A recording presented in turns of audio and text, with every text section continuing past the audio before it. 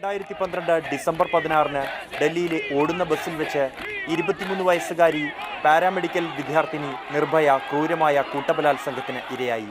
December 18-ന് കേസിലെ 4 പ്രതികൾ അറസ്റ്റിലായി.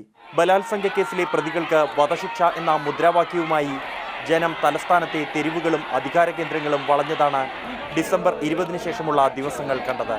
2012 ഡിസംബർ 29-ന് സിംഗപ്പൂരിലെ മൗണ്ട് എലിസബത്ത് ആശുപത്രിയിൽ വെച്ച് നിർഭയ മരിച്ചു. കേസിലെ മുഖ്യപ്രതി രാം സിംഗ് 2013 മാർച്ച് 11-ന് തിഹാർ ജയിലിൽ ആത്മഹത്യ ചെയ്തു. 2013 ആഗസ്റ്റ് 31-ന് കേസിലെ പ്രായപൂർത്തിയാകാത്ത പ്രതിക്കുള്ള ശിക്ഷ വിധിച്ചു. 2013 സെപ്റ്റംബർ 13-ന് അഡീഷണൽ സെഷൻസ് ജഡ്ജി കേസിലെ 4 പ്രതികൾക്കും വധശിക്ഷ വിധിച്ചു. 2014 മാർച്ച് 13-ന് വിചാരണ കോടതി വിധി ഡൽഹി ഹൈക്കോടതി ശരിവെച്ചു.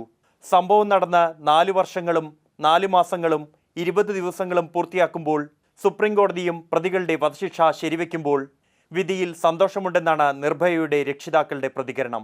हम उम्मीद करते हैं कि इस फैसले से जैसे कहते थे लोग कि मैं निर्भया की तरह तुम्हें कर दूंगा, निर्भया की तरह मार दूंगा, तो आज उनको भी जवाब मिला कि मैं निर्भया की तरह अगर किसी के साथ करूंगा तो निर्भया की तरह हमें फांसी की सजा भी मिली.